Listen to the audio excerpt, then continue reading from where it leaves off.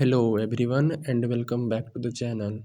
तो कैसे हैं आप सभी। And in this video we are going to paper of advance cost accounting. ठीक है, एमकॉम थर्ड सेमेस्टर के लिए काफ़ी हेल्पफुल होंगी अपकमिंग एग्जामिनेशन के लिए। ठीक है, तो 2023 का पेपर डिस्कस करते हैं in this video. So without wasting time let's start. So इसमें एक एक नंबर वाला जो है उसका मैं सॉल्यूशन बताऊंगा और बाकी क्वेश्चन को आप लोग गूगल करके सॉल्व करेंगे तो ज़्यादा हेल्पफुल होगा। ठीक है, तो सबसे पहले जो क्वेश्चन है वो है relevant cost are always. Relevant cost हमेशा क्या होती है, तो फ्यूचरिस्टिक है। ठीक है, इसमें जो आंसर आया है गूगल के द्वारा वो है फ्यूचर। ठीक है, तो इसको आप लोग एक बार जरूर देखेंगे। और बाकी जो है वो Halsey premium pays bonus at dash of time saved.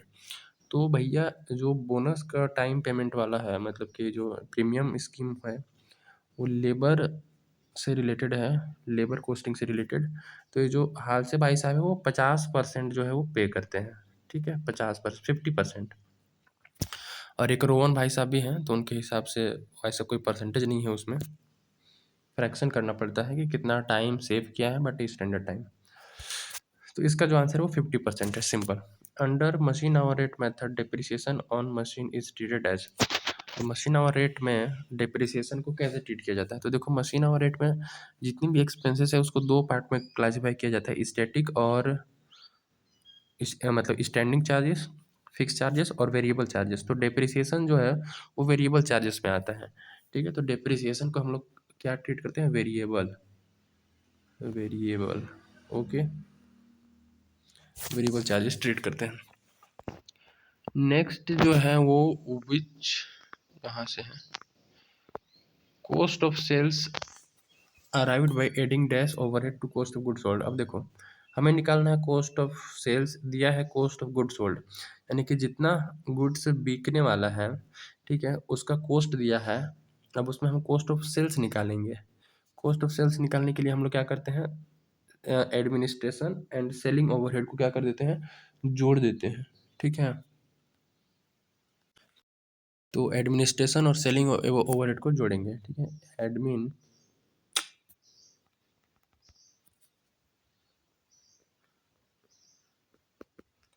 Administration and selling, इतना लिखना पड़ेगा। ठीक है, एडमिनिस्ट्रेशन एंड सेलिंग ओवरहेड को क्या कर लेंगे, जोड़ेंगे। नेक्स्ट है work done but not certified. ये कॉन्ट्रैक्ट कॉस्टिंग से रिलेटेड है, तो इसको हम लोग दिखाते हैं वर्क इन प्रोग्रेस में दिखाते हैं। ठीक है, work done but not certified is shown in the contract account as work in progress. Work in progress WIP short में लिखते हैं, पूरा लिखना पड़ेगा, वर्क इन प्रोग्रेस। ठीक है, वर्क इन प्रोग्रेस पूरा लिखना पड़ेगा। नेक्स्ट जो है which of the following item is not included in cost book. Cost book में कौन सा आइटम रिकॉर्ड नहीं होगा, तो प्रिलिमिनरी एक्सपेंसेस, डिविडेंड, गुडविल, ये कोई भी जो है वो रिकॉर्ड नहीं होगा। आंसर नंबर डी हो जाएगा।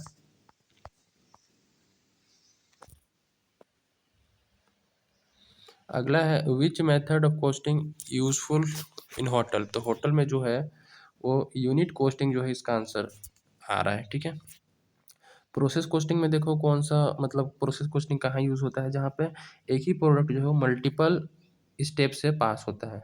ठीक है, एक ही प्रोडक्ट जो है वो प्रोसेस 1 में गया, फिर प्रोसेस 2 में, प्रोसेस 3 में, प्रोसेस 4 में, इस टाइप से अगर होकर गुजरा है तो प्रोसेस कोस्टिंग। जॉब कोस्टिंग में हम लोग पर्टिकुलर एक जॉब की कोस्टिंग करने की कोशिश करते हैं। तो होटल में क्या होता है, आइडेंटिकल रूम होते हैं। ठीक है, तो वहाँ पे यूनिट कोस्टिंग जो है वो किया जा सकता है। ठीक है, तो यूनिट कोस्टिंग जो है इसका आंसर आ रहा है। नेक्स्ट जो है following is not a function of cost accounting. Cost accounting का फंक्शन नहीं है, कॉस्ट प्लानिंग फंक्शन है, कॉस्ट का असाइनमेंट भी, कॉस्ट एसरटेनमेंट भी फंक्शन है, डिसीजन मेकिंग भी फंक्शन है, लेकिन एक्सटर्नल रिपोर्टिंग कोई फंक्शन नहीं है। ठीक है, external reporting basically financial accounting का हो सकता है, क्योंकि हम लोग क्या करते हैं जब बैलेंस शीट वगैरह और PL बनाते हैं तो एक्सटर्नली बेसिकली ज़्यादा लोगों के लिए सूटेबल होता है, एक्सटर्नली यूजर्स के लिए ज़्यादा सूटेबल होता है, तो वो फाइनेंशियल अकाउंटिंग का हो सकता है। लेकिन कॉस्ट अकाउंटिंग इंटरनल होता है तो उसमें एक्सटर्नल कोई रोल नहीं है। ठीक है, for the conclusion of tender price, calculation of tender price, factory overhead is based on. तो फैक्ट्री ओवरहेड जो बेस्ड होता है वो डायरेक्ट वेजेस पर बेस्ड होता है। Okay. Store laser is maintained by, अब ये नाम से समझ में आ रहा है स्टोर लेजर कौन बनाएगा? परचेज डिपार्टमेंट तो नहीं बनाएगा, अकाउंटिंग डिपार्टमेंट भी नहीं बनाएगा, नन ऑफ दिस तो होगा नहीं, तो बच गया स्टोर डिपार्टमेंट। स्टोर लेजर कौन बनाएगा? Store department.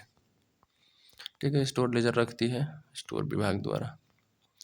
अगला जो है vacation pay of factory worker should be charge to, तो फैक्ट्री वर्कर है तो फैक्ट्री ओवरहेड में ही जाएगा। ऑप्शन नंबर जो बी होगा वो करेक्ट होगा। ठीक है, नेक्स्ट है process loss in excess of the estimated loss.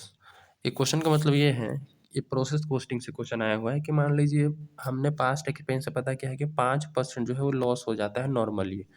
ठीक है, लेकिन इस बार हमारा क्या हुआ कि 20% लॉस हो गया, तो 20% जो है प्रोसेस में लॉस हो गया, वो एक्सेस है 5% से। एस्टिमेटेड को लग रहा था 5 होगा लेकिन 20 हो गया, तो एक्स्ट्रा 15 लॉस होगा कि नहीं हो गया?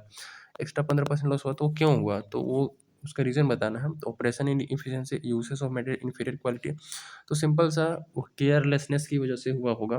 ऑपरेशन इनएफिशिएंसी इसका जो है वो आंसर हो जाएगा। ठीक है, ऑपरेशन इनएफिशिएंसी।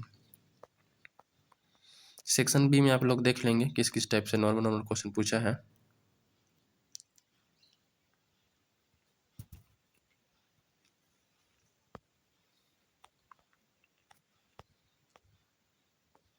इधर सेक्शन सी शुरू होता है।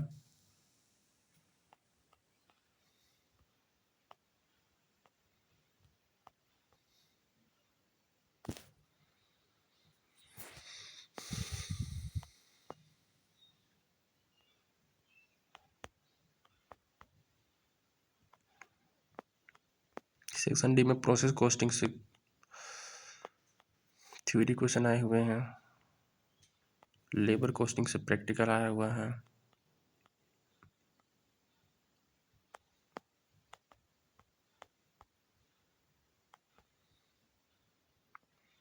तो इस टाइप से कुछ पेपर खत्म होता है। ठीक है,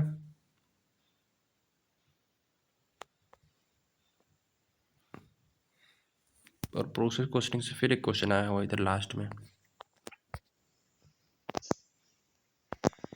ठीक है, सो मिलते हैं in the next video with another paper of cost accounting. ठीक है, थैंक यू।